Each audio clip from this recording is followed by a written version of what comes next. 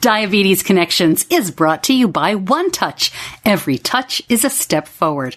By Dexcom. Take control of your diabetes and live life to the fullest with Dexcom. And by No Foods. No grain, no gluten, no guilt.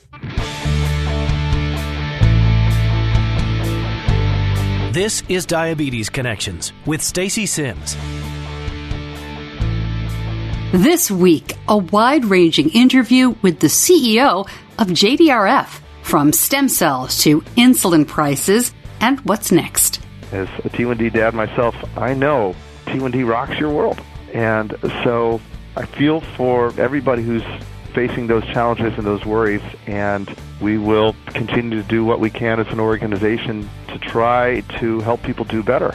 Rapp shares his personal story and answers your questions, including what JDRF is doing for adults with type 1. In our Know Better segment, I get a little personal this week, a look at self-care, especially for parents of type 1 kiddos. And I'll tell you how a colonoscopy can be a great way to spend Valentine's Day. Plus, I'm stretching out Diabetes Podcast Week a little bit. This podcast is not intended as medical advice. If you have those kinds of questions, please contact your healthcare provider. Welcome to another week of the show. So glad to have you with us. If you are new, we aim to educate and inspire by sharing stories of connection, giving you information from healthcare companies and tech folks and groups like JDRF who really influence our lives, looking for answers in a news type interview, but also sharing stories from, quote, everyday people living with diabetes. You don't have to climb up Mount Everest or run 6 marathons in order to have a challenge with type 1. And that's what this show is all about, just living well with it and getting information that'll help you do that. My son was diagnosed before he turned 2. He is now 13. My husband has type 2. I don't have diabetes, but I have a background in radio and television news. That was my whole career. And that's how you get the podcast. While we were talking to JDRF today, just a quick story about my connection. I was a board member here in Charlotte for many years. And I joined the board 6 months after my son was diagnosed. I don't know that I'd recommend that, but what happened to me was my, not my endocrinologist, but the head of the endocrinology practice here in town. I called up one night or one day, who remembers, on call with a question. And Dr. Parker called me back and said, I'm not answering your question until you join the JDRF board. And we laughed, haha, but I think he was serious. Anyway, I agreed to join the board. And he answered my question, and we went on from there. As a radio show host, of course, that was one of the reasons why they wanted me on the board. And I actually made some great friends and learned an awful lot. And Dr. Parker is retiring. Wow. I have a lot of stories about him. I'll share that another time. And I'll link up a great story our local paper did with him on social media this week. Just a great guy, even though he did twist my arm to get on the board before I was probably ready. I give money to different diabetes charities. Certainly, JDRF is one of them. It is not the only one. And as you'll hear, I am not an unquestioning supporter of JDRF. A lot more on that to come. I was very happy Rapp agreed to come on and answer not only my questions, but your questions. But first, Diabetes Connections is brought to you by One Touch. One Touch has been a trusted brand in blood glucose management for more than 30 years. This past year, Pharmacy Times and U.S. News and World Report named One Touch as a #1 pharmacist-recommended brand in blood glucose monitoring devices based on a survey of pharmacists nationwide. Find out more about One Touch brand products at diabetes-connections.com and click on the One Touch logo. My guest this week is the CEO of JDRF, Rapp. Rapp has headed up JDRF since 2014. He has a son with type 1. He and his wife were involved with JDRF for years before he took on this role and this challenge. And this interview is pretty long, and of course we cannot cover everything. I do hope to have him back on again soon. And I should also note, we did this interview just a couple of weeks ago when the special diabetes program had not yet been extended. And we talk about that right up front. The SDP has been renewed. That's the program that gives about $300 million for diabetes research to the National Institutes for Health. But I left those questions in because I think it gives a good idea of what the funding is all about. You may have seen it on social media, not quite sure what SDP really is and why we should support it. And so we talk about that. And it also goes to show how we can make a difference when we really put our voices together.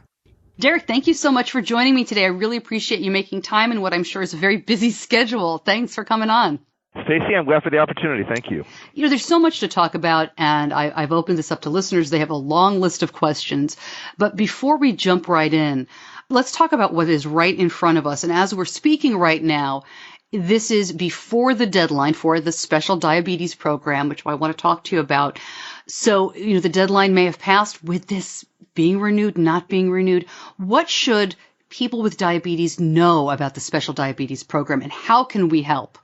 Well, first of all, as far as deadlines, you know, I think it bears mentioning that, you know, the program funding ended in September, and therefore it's already not being funded, and we should feel great urgency about making sure that we're taking the steps we can to get it included in a long-term budget solution at the federal level for sure. As individuals, we can take heart in the fact that SDP enjoys bipartisan support in both the House and the Senate among leadership in so many. We looked at 70-plus senators who signed the letter in support of SDP, and I'm trying to remember, 300 and some odd representatives, and the really encouraging things that we hear from them consistently about their determination to see SDP included, and that all can give us confidence that ultimately we should be okay. But obviously, that's a complicated system in general, and meaning the legislative process, and there's a lot going on there, and a lot of people with a lot of different agenda needs, etc. So we will be working in whatever ways we can to help make sure that this item that means a lot and is so favorably viewed by members of Congress will, in fact, work its way through the process, be successfully attached to an appropriate vehicle, and roll right through for a multi-year extension. What happens if it's not renewed? What happens if it does go away? Bite your tongue. Ugh. That devastating. It's a huge loss. $150 million a year of funding for a variety of projects out of NIH and DDK. It would be a real blow, and therefore we are determined to do everything we can to see that not happen. All right. Well, we will continue to keep you all, as you listen, posted on special diabetes program and other national funding. I've seen so many posts on social media. And for sure, sorry to interrupt. And for the listeners, my apologies. They should be writing their representatives, their senators. It's easy to do. And I've heard enough times over the years, including before I was in this job, to know that those letters really do add up. They make a difference. And so people should be reminding folks that this is something that really makes a great difference.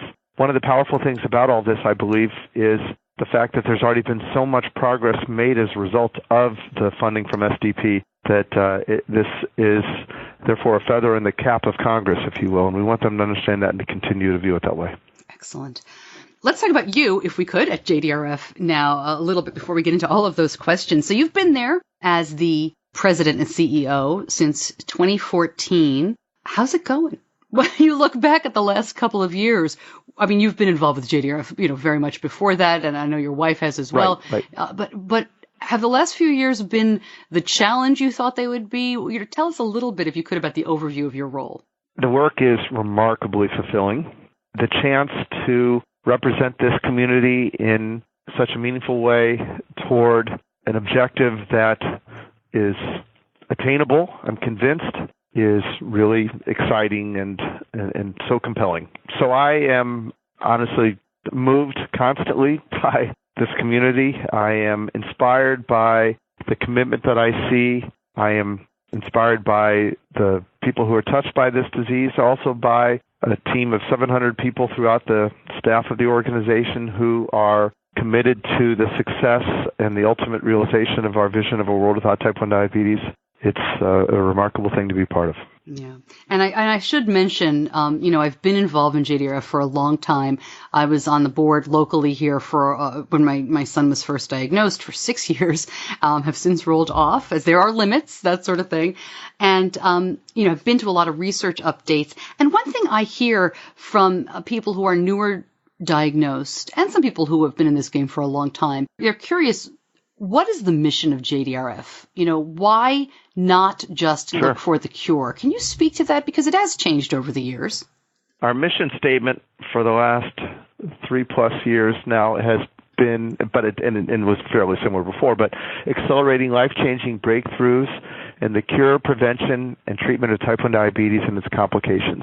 And that mission is to ultimately achieve a world without type 1 diabetes, which is our vision statement. But as far as the mission, yes, we are an organization of impact, and we want to see the research lead to life-changing breakthroughs. So let me break down that mission statement. If anyone's been involved in the creation of a mission statement, they know that you spend a lot of time over each word, poring over your thesaurus as you think about alternatives and coming up with things that you think are most specific and appropriate. But accelerating is the first word, and that's because we have a sense of urgency. Life-changing breakthroughs, because honestly, we could be doing all kinds of things, and we have a lot of opportunities. This is a community that has many needs, and opportunities therefore exist to help them. And of course, like any organization, we have limits on our resources, and so we have to use them in ways that we think are most impactful. And so life-changing breakthrough is our way of saying we're going to focus on stuff that makes a big difference.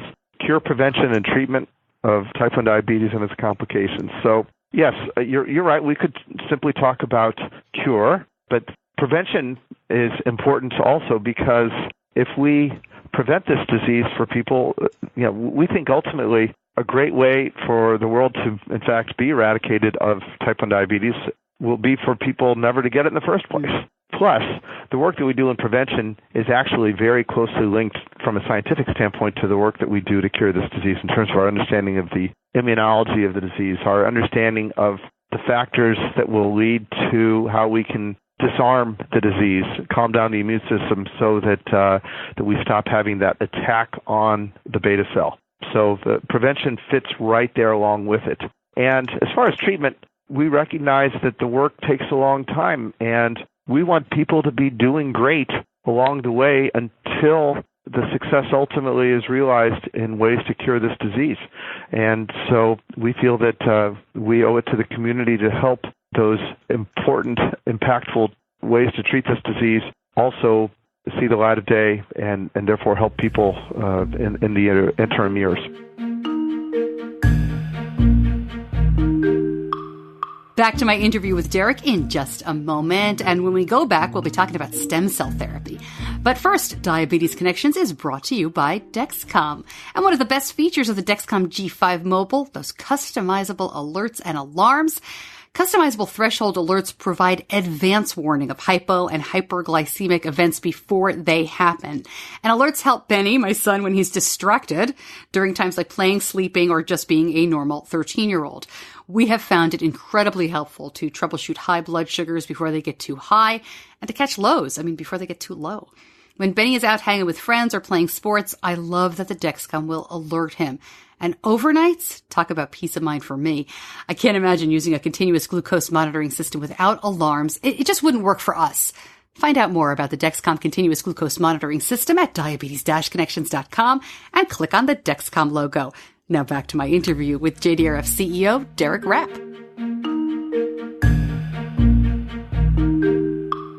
I don't want to make this into a research update. I know we will be talking about research and the kind of thing that you can go to your JDRF chapter and see. So I will be ticking off some things, but I'm going to try to be careful and not make it, just exactly what is this and what is that. But I did get a listener question that I wanted to bring to you from Christina, who wanted to ask about stem cell therapy. She says, I know technology is great and can be an easier way to manage type 1. It can still fail. Do you think stem cell therapy such as ViaCyte will be promising, and how far are we from this type of therapy? She says, without the use of immunosuppressant drugs. Can you speak to that and to what JDRF has done to push that forward? Thank you, Christina. And yes, so a few different questions in there, I think. So I will talk about, first let me make a general comment. There are two things we think that we need to do in order to cure type 1 diabetes. We need to stop the destruction of the beta cells, and then we need to make sure that the person has enough of those cells. So the stopping of the destruction of those cells occurs either through an approach where we calm down the immune system, as I was discussing, or putting those cells into something like a device, a non-mechanical device, that hides the cells from the body, and therefore the immune attack won't happen on those cells, even though the person technically still has type 1 diabetes. So the encapsulation approach, therefore, that we're talking about here is an example of just that. So that's a bit of a backdrop. The company ViaCyte was mentioned, and yes, indeed, that's a company that JDRF has been funding now for 15 or so years. In addition, though, JDRF has funded other projects, other groups, both in the U.S. and in Europe. SEMA, for example, through our JDRF T1D fund. Beta O2, which is a group in Israel that's been doing human testing in Europe, and others for us to see how a body is going to work with that device and the cells that are in the device to make sure that the cells are able to thrive and express the insulin and also have the contact with the interstitial fluid so that the cells will know when a person has high blood sugar and therefore needs insulin to be expressed in order to bind with the glucose. And then also, though, we are investing in new biomaterials because we recognize that one of the technical challenges that exists in the area of encapsulation is for the individual's body not to have a foreign body response. So when we get a foreign object in it, say a splinter or something like that, our bodies naturally will wall that object off pretty quickly. It's called fibrosis, and that's usually a healthy thing. That keeps infection from spreading, that keeps that foreign object from traveling somewhere else in the body and lodging where it might cause trouble. So again, that's normally a good thing. However, in this context, it's a bad thing. We need this device to be something that the body just ignores. It doesn't care about the fact that this thing is in it. And so therefore, we are investing in the development of even more immunotolerant materials that will be less apt to trigger that foreign body response.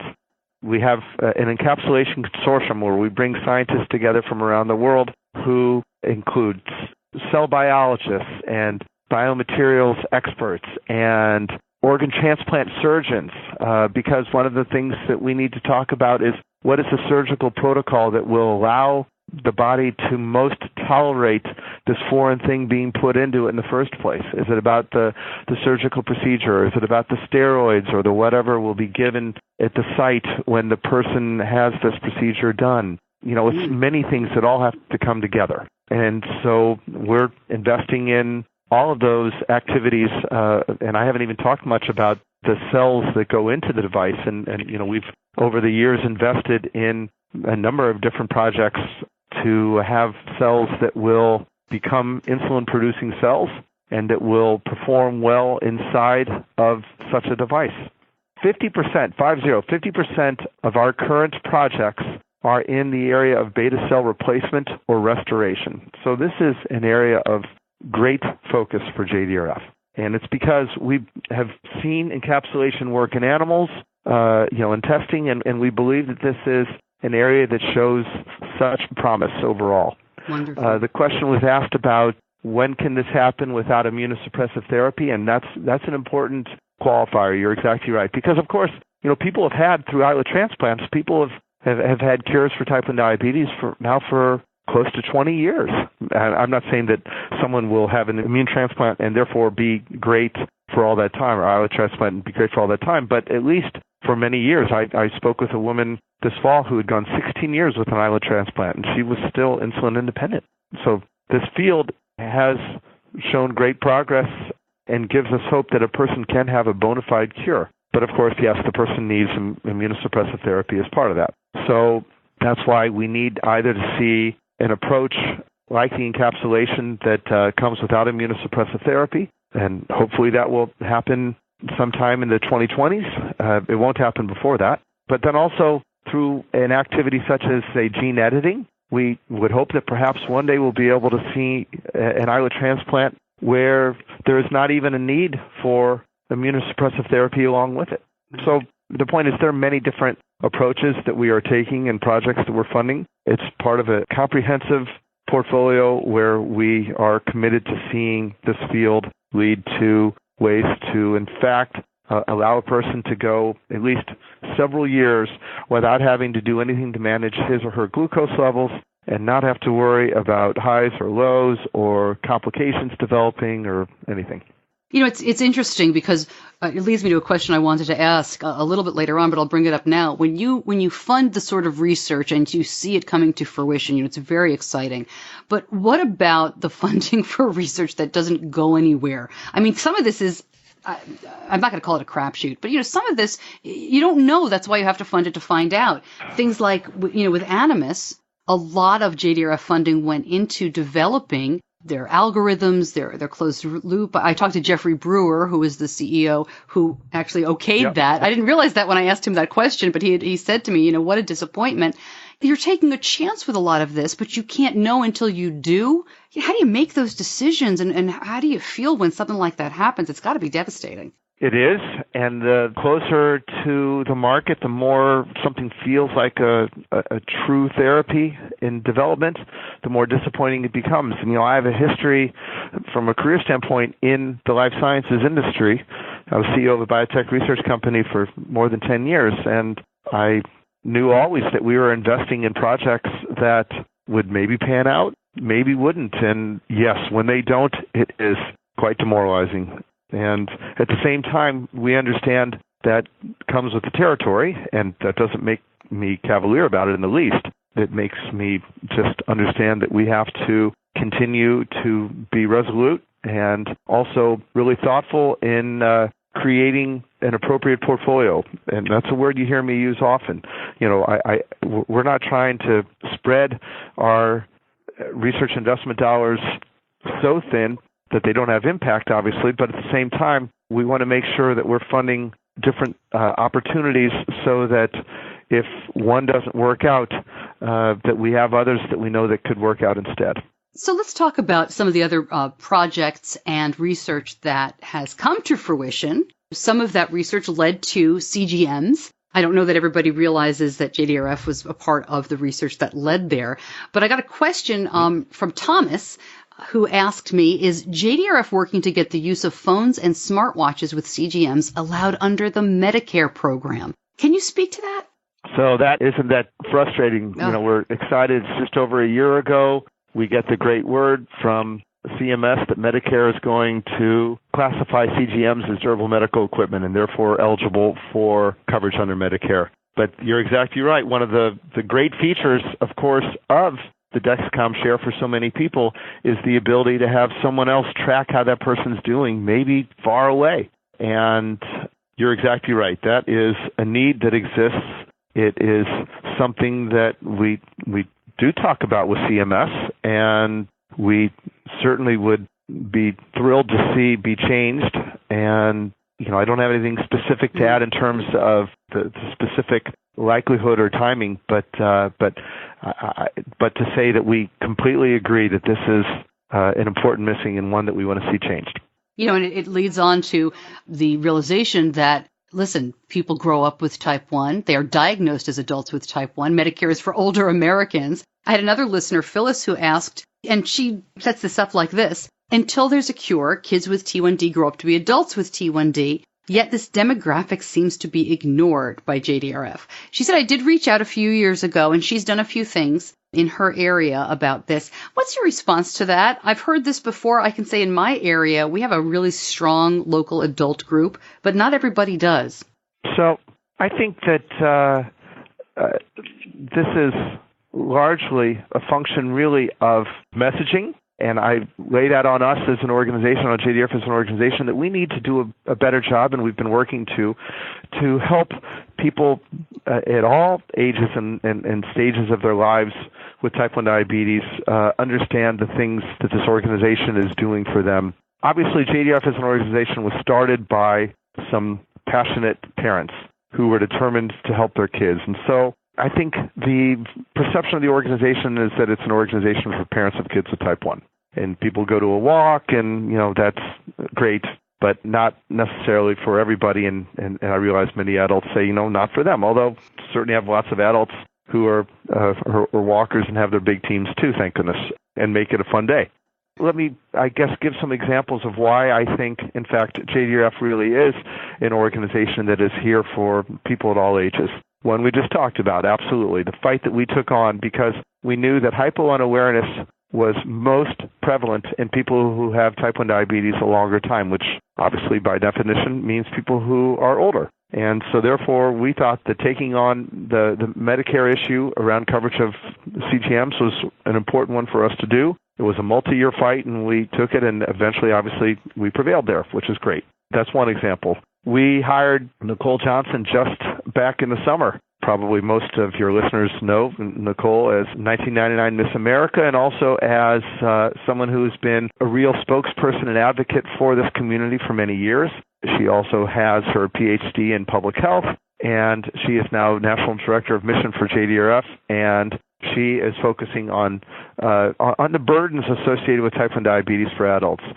Psychosocial burdens for one, but the other challenges that people with type 1 diabetes face beyond that. And she's working to partner with a number of different organizations so that we can continue to create an ecosystem of support, a real fabric that will allow people with type 1 diabetes at different stages and activities in their lives to know that they are part of a community that is helping them to lead the full, safe, happy lives that they want.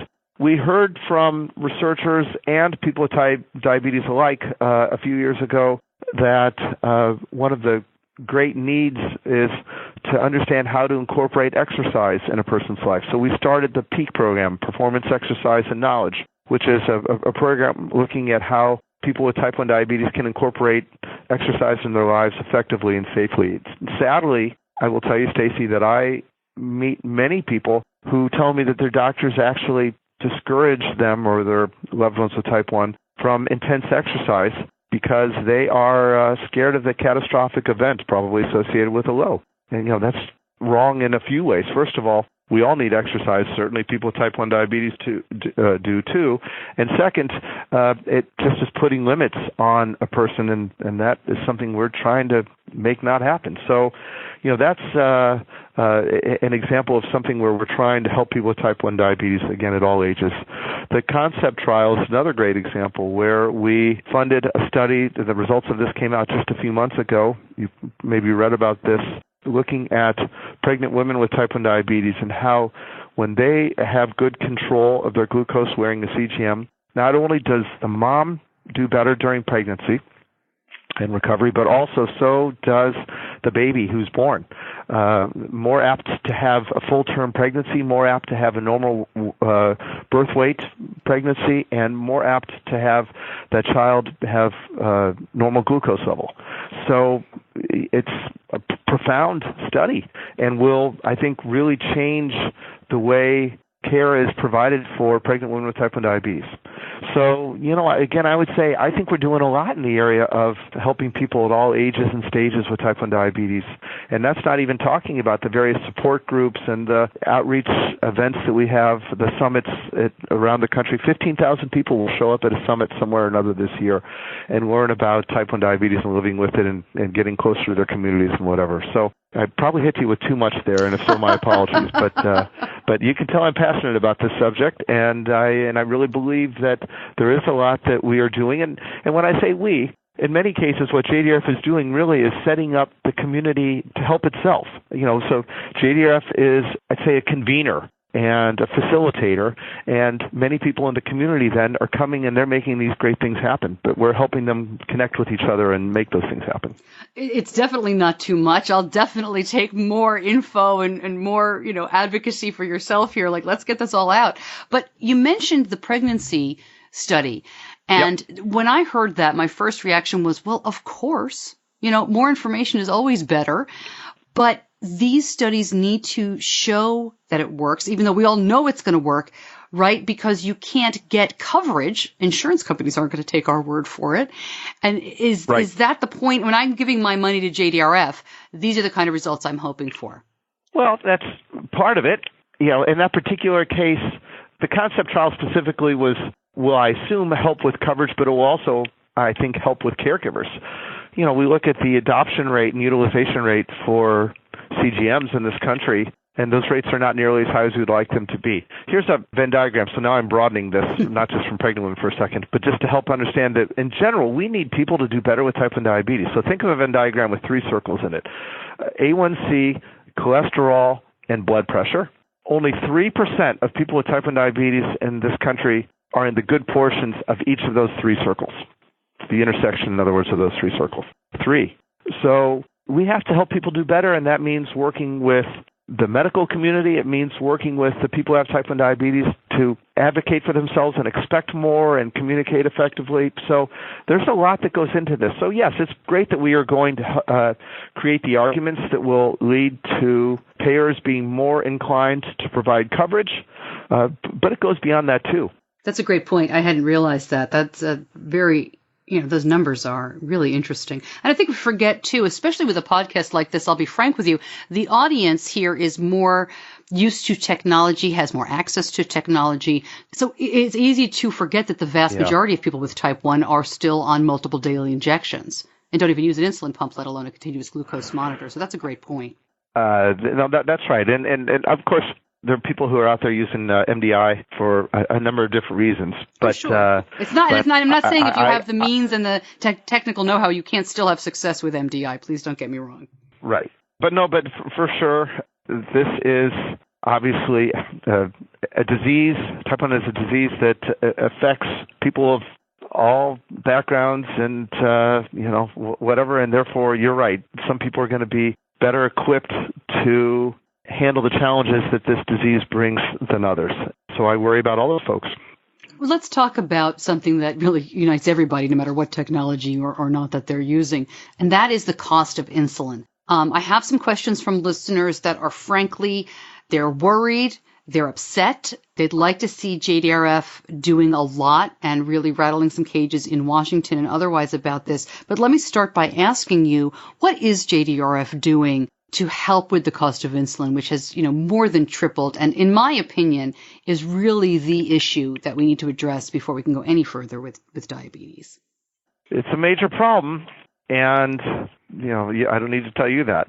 As far as actions that JDRF is taking, so we have 3 principles that we look at, particularly as it pertains to health policy: access, choice, and coverage. We started a campaign called the Coverage to Control campaign in the fall. 50,000 plus supporters signed a petition, and that has led to some successes. For example, the 25 largest insurance companies all are providing coverage for the 670G, and therefore I expect will provide coverage for other systems over time like that too. That's just an example. But taking it back to insulin then, we know that payers need to recognize and take some actions that we think are discrete actions and reasonable for them to take. So first of all, that insulin be classified as a Tier 1 or Tier 2 benefit level product. In other words, the copays would be easier for people with type 1 diabetes.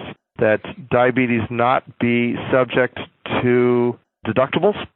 Insulin rather not, diabetes products, so insulin and diabetes management tools not be subject to deductibles, and therefore that there be a much more predictable and much less expensive payment that would be required for people on the copay. That we also see a cost sharing that's in a predictable fashion, that it be fixed dollar rather than percentage basis. It's a frustrating thing when a person goes to the pharmacy and doesn't even know what the products are going to cost that time as opposed to last time and the next time. So we want dependability. We want to avoid concerns around the high deductibles, which are increasingly part of people's plans, and we want the copay to be no higher than it needs to be. So those are big pieces. Additionally, we are advocating to the manufacturers and the PBMs that the rebates that are being realized on the sale of insulin need to be shared appropriately, and that insulin users need to see their piece of the system savings that are happening too. Yeah, it was interesting. You mentioned PBM, the pharmacy benefit management companies. Yeah, sorry. People. Right, No, that's fine. It's something that we're all continuing to kind of learn about, and I never thought I'd get this much medical knowledge as I'm still learning about. I mean, it is to the point where, well, what I want to bring up is just this week, we had the news that, Amazon and Berkshire Hathaway, they're going to have this new healthcare system perhaps for their employees. And we saw the pharmacy benefit manager stocks tank the next day because my understanding is they would be cut out of that. Do you think we might see a time when we get more straightforward pricing where consumers would not have to have those PBM, those secondary companies to go through? Because originally they were supposed to help keep prices low, right? They were supposed to help us as consumers, but it doesn't seem to be working out that way at all.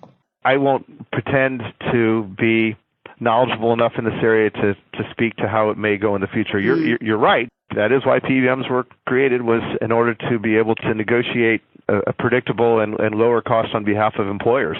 But obviously, we've ended up with a system, and not to point at one particular party, but we've ended up with a system that is leading to real concerns. And I sure hope we see changes, whether it's in the system or whether it's in the way the dollars are divvied up within the system. But we clearly need to see a change. Yeah. I think what is so frightening to people on all sides of the aisle, and we're not talking politics here, trust me, but is that between 2002 and 2013, that the cost of insulin more than tripled, and of course it's continued to go up from there. So there's been several different administrations. Congress has been controlled by different parties. It doesn't seem to matter. So the question I got, why does JDRF continue to sit nearly silent on insulin pricing as people die? And I'm not sure that's a fair question I want to ask. You've already answered what you're doing, and there's a lot of emotion around this. So let me kind of rephrase that. Yeah. I don't also want to be put in the position of, like I said, I want to ask a fair question. So that my heart goes out to my heart goes out to everybody who's facing the challenges of making type 1 diabetes work in their overall lives. I mean, we all face complexity even before something as hard as type 1 diabetes is brought into the mix. And I, again, as a T1D dad myself, I know T1D rocks your world. And so I feel for everybody who's facing those challenges and those worries, and we will continue to do what we can as an organization to try to help people do better. At the same time, I'm not satisfied with the insulins that are available today. I mean, I'll give you several examples. Our son Turner he was a caddy in St. Louis, as a kid growing up, and it gets pretty hot in St. Louis, and Turner would know at the end of a day of caddying that he was going to have to change, the insulin in his pump because the insulin would have gone bad because he was out in the heat of St. Louis for 8 hours or something that day. So we need a more stable insulin. We need a faster acting insulin. Why do we still have to bolus at meals, even though we have an automated system? It's because, at least to an extent, it's because that pump, it figures out that you are high, and then it administers the insulin, and then the insulin's going to take another 40-plus minutes before it really kicks in and does its thing as well as we want it to. So we want a faster-acting insulin that will allow that system to be even more automated and get a person in range that much faster. We talk about glucose-responsive insulins, where we imagine an insulin that doesn't drive a person low, but allows a person to stay in range. Why does a person tend to run high typically? And it's not a trick question. The answer is because the person's scared of going low. So if we can take the fear of low off the table, then we're going to have a person managing away from the high so much more too. So we absolutely want to see innovation in insulins. And so the balancing act here, I think, right now is for these parties to continue to see an opportunity to innovate while at the same time not having people with type 1 diabetes be in such tough situations. And one more question, if I could, about the price of insulin, which will matter for whatever insulin comes out. And I agree, we need faster, we need more accurate, we need that glucose responsive, as you said. There have been several lawmakers on the state level who've started to address this. We've talked on the show here about what's happening in Nevada. There's a law about insulin transparency now for pricing. Colorado has a bill. Mississippi is looking at something. Is JDRF backing those? Are you talking to those legislators? Is this something you're seeing? And this is the state level I'm talking about, so I'm not sure. Does JDRF play on that level or just the federal? Almost entirely at the federal level. Of course, people who are part of, as a staff, we of course have so many in our community who are active in a number of different ways in the T1D space, and therefore many people who are close to JDRF are also doing that work. And then our team in Washington is obviously monitoring and working in some ways with those activities to understand what's going on around the country at a state level. But our focus as an organization in a formal sense is at the federal level. Another question that a listener sent me privately, and then we'll move on to, you've mentioned the artificial pancreas and some other things, is can you ask JDRF how they can lobby against higher pricing of insulin when they take money from those organizations that produce it? Is that a fair question? I want to make sure I'm getting it, so please repeat it, Stacey. Sure. Is JDRF able to lobby against higher insulin prices? And do the advocacy work you're trying to do as we talk about the PBMs and everything else, trying to get more people to be able to afford insulin, while also taking money for activities and donations from companies like Lilly and Novo and Sanofi? Okay, I understand. Thank you. First of all, is it a fair question? Sure, it's a fair question. And the answer is our commitment is to the T1D community, and we will fight for the principles that we believe matter and are going to best serve this community now and over time. And if that means that we would disappoint some companies or others in this community in the process, then so be it. Those companies understand that our allegiance is to this community. And, the good news is they are in many ways trying to help innovate and drive better products and care for this community too. But there's absolutely no doubt in my mind where our North Star is. And our North Star is this community doing as well as it possibly can with type 1 diabetes until we end it. You've mentioned a couple of times already the hybrid closed loop system, alluding to the Medtronic 670, and I wanted to ask you about that. I know JDRF got a lot of flack from people, including my listeners. I have one or two here who wanted me to ask you about this, about calling it an artificial pancreas system when it really is a hybrid closed loop. You still have to bolus. I'll be honest with you, that's not that important to me, other than maybe a little bit of confusion about fundraising. I don't think people are going to stop donating because of the name. But can you speak a little bit to the artificial pancreas system, the whole project that JDRF has funded? I'm assuming that's what you're referring to, right? Not the exact device. Well, we are excited about the fact that, I read articles that talk about 18 different systems that are in human testing somewhere around the world right now, many of them in the U.S. alone. The system that's currently commercially available, the Medtronic 670G, is something that we either, would refer to as the hybrid closed loop, or we would say the first generation. And so, I understand that maybe the media wouldn't always pick it up that way and whatever, but I do think it's a fantastic breakthrough. And the fact that we have a system that now is automatically bolusing insulin, the first time we've had that, in addition to the basal rate, that's a significant step. I'm excited about that, but I'm really excited about the fact that over time we will see this entire landscape around the automated insulin delivery systems continue to elevate.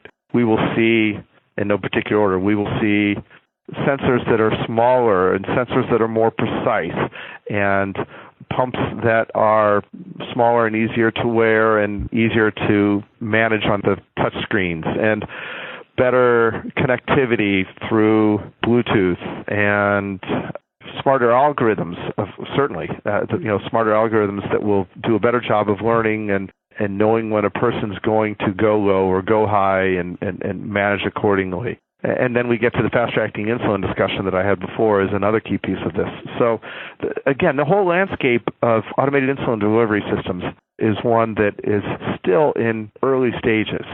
And while I'm super excited about the progress that's been made to date, I'm even more excited about the innovation that we're going to see over time. We could talk for another hour, but before I let you go here, how's your son doing? You mentioned him earlier as when he was a caddy, when he was a kid. He's in his 20s now, right? How is he? So thank you. Turner is great. Turner is 24, just turned 24 a couple weeks ago. He's had type 1 now for a little over 13 years.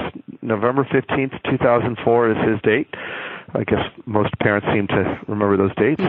Turner is a strategy consultant, and he is a runner. He, in fact, has run 4 marathons, and he does it, thanks to wearing a pump and a CGM the whole time. He is able to be in very tight glucose control. He also understands a lot about what's happening with his body while he's doing something like running. And running is a steady, fairly predictable sort of exercise as opposed to something which is stop and start and much less predictable. But he can run a whole race, and he has, in fact, and had his blood sugar, once he got it in range at the beginning of the race, the entire time be under 110 in one case, or under 120 in another, without going low. And I'm talking marathons. And so he's able to run in a very tight range. He understands what seems to work for him, and so he will continue at it. He also is a skier, and again is wearing his CGMs and loving that. And he's done a lot of the JDRF rides with his mom, my wife, and me. So he's terrific, and I'm grateful for the fact that he has the abilities to take care of himself, and at the same time, I don't think that he lets type 1 totally dictate his life either. I think he has a healthy respect for this disease, and at the same time doesn't let it consume him. What more could a T1D parent ask for? That's wonderful. Derek, thank you so much for joining me. I really appreciate it. Love to have you back on periodically, maybe, to talk more about what JDRF is doing, and I appreciate your time. Thanks. Thank you, Stacey. I feel like there's a lot more we could discuss, and I would be happy to.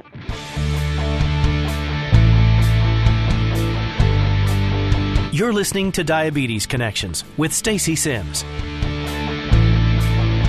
I will link up to many of the topics we talked about. Just go to diabetes-connections.com.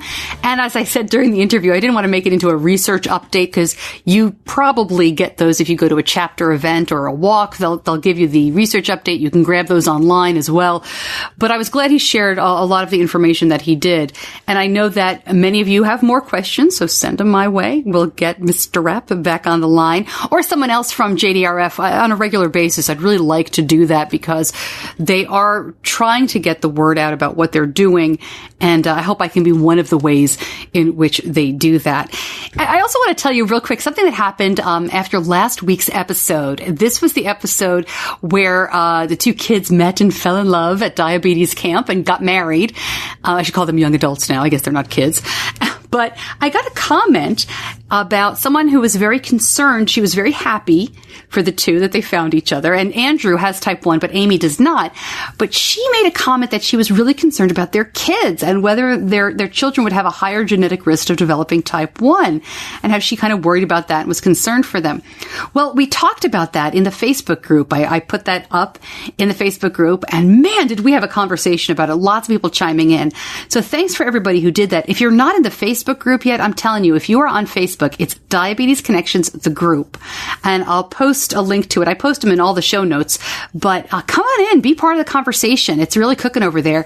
And I like that because with Facebook's algorithms, you don't always see the page posts, but you always see the group posts. So come on in and join us, Diabetes Connections, the group. And the show notes are just, if you're listening in a podcast app, you can pretty easily see them most of the time. Just, click here for more information. And when I have links or any more info or even a rundown of the show, it all goes in the show notes. You can find it all at diabetes-connections.com. If you're listening on Facebook or Twitter, it's a little bit more difficult. So just come on back to the website and get all the information that you need. Time now for our Know Better segment, brought to you by No Foods. And I just placed an order for No Foods. Yeah, I did. I got the cookies. I like the cinnamon and the chocolate chip. I got the muffins. Those are my favorites. And I got their new chocolate chips. I'm really excited to try these. Haven't tried them yet. They are, of course, nut, soy, and dairy free, as well as gluten, grain, wheat, and egg free. They are supposed to taste amazing. I haven't tried them yet, but they have 50% less calories than the leading healthy chocolate chip, and they look great. And I can't wait to pop them in some other foods that we eat. I've been gluten-free for several months now, and No Foods has really helped me make that transition and keep to it. I was very worried it was going to be very difficult, but they make it easy. Check out more about No Foods. Go to diabetes-connections.com, click on the logo, and if you use the promo code Stacey10, you can save 10% off your order. And that's STACEY, the numeral 10, Stacey10. And check us out on different social media platforms. Every week we have a contest. You can win a $50 gift card at No Foods.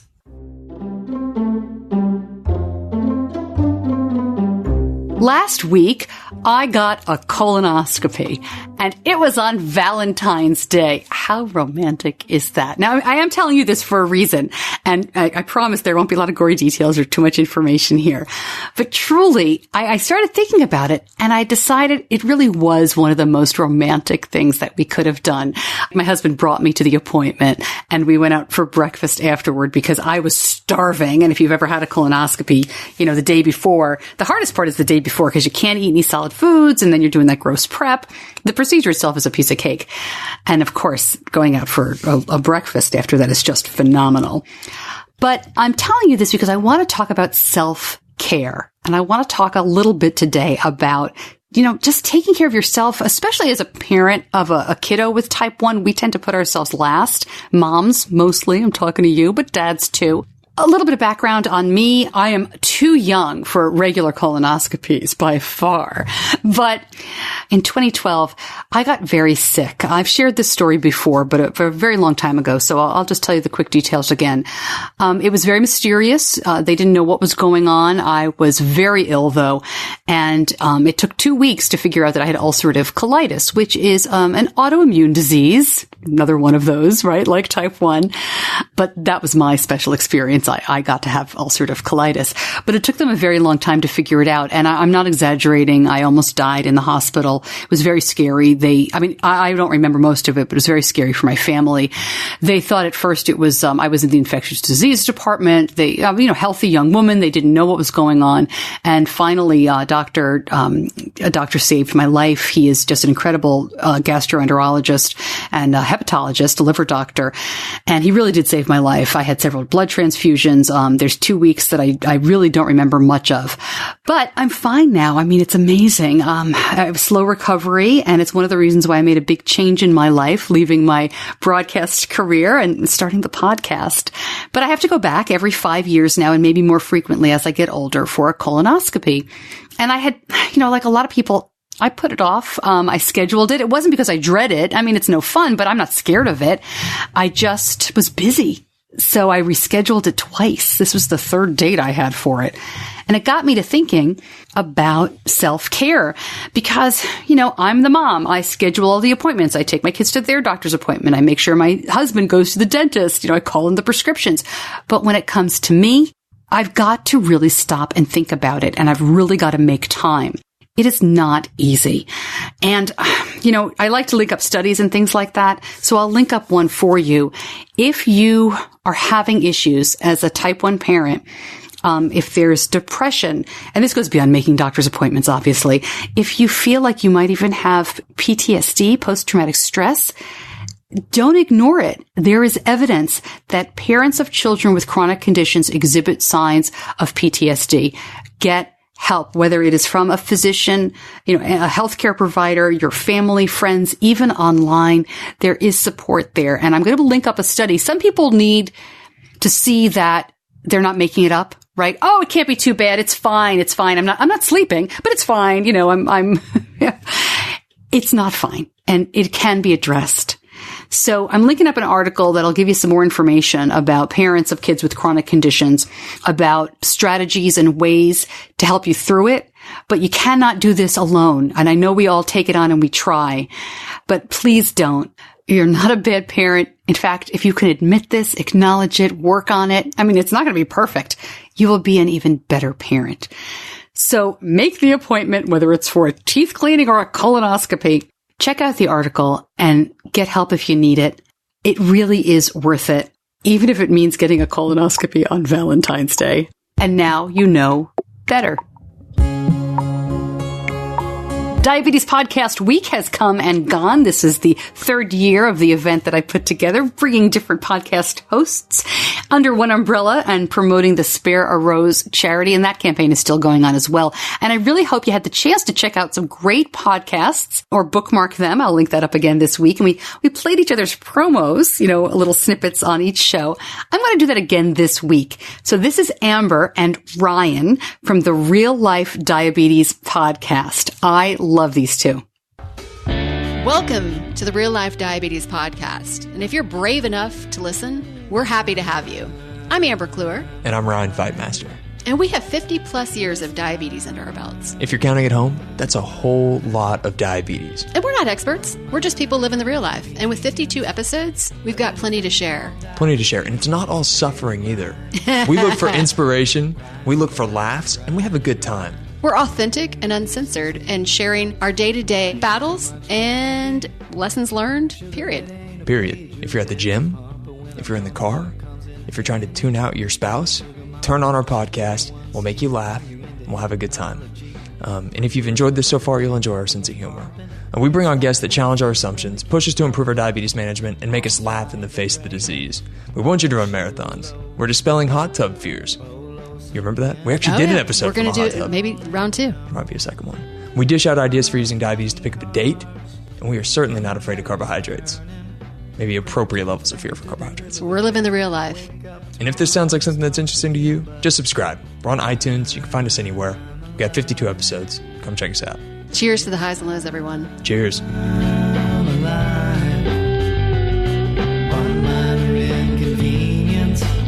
A little thing called diabetes, it's a daily grind, and a grind. So in that promo, they mentioned the hot tub episode.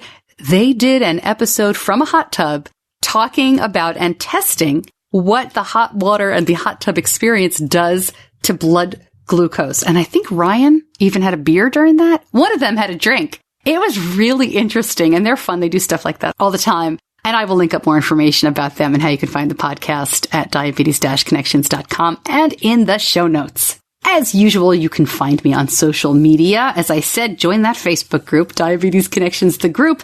I'm on Twitter and Instagram as well. Pretty easy to find me. You can always reach out, Stacey, at diabetes-connections.com. That's Stacey. I would love to hear from you, what you think of the show, guest suggestions, that sort of thing. Thanks, as always, to my editor, John Buchanan from Audio Editing Solutions. And thank you as you listen. It is a wonderful thing to be able to spend an hour each week with people who get it, who understand, who speak the language. I'm Stacey Sims. I'll see you back here next week.